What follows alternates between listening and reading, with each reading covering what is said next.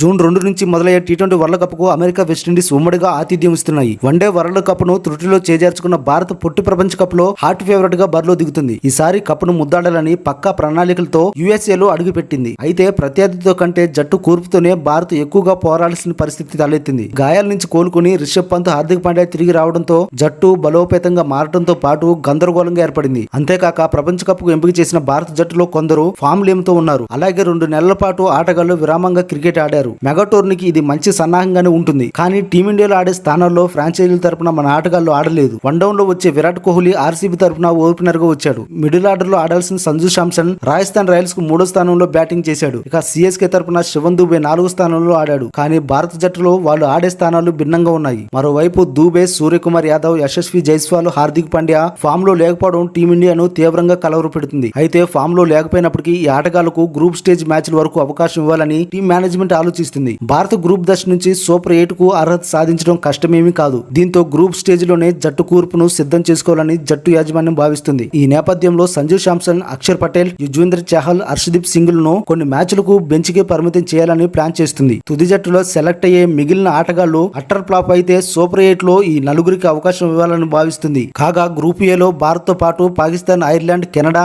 ఆతిథ్య జట్టు అమెరికా ఉన్నాయి. న్యూయార్క్ వేదికగా జూన్ 5న ఐర్లాండ్ తో టీమిండియా తమ తొలి మ్యాచ్ ఆడనుంది.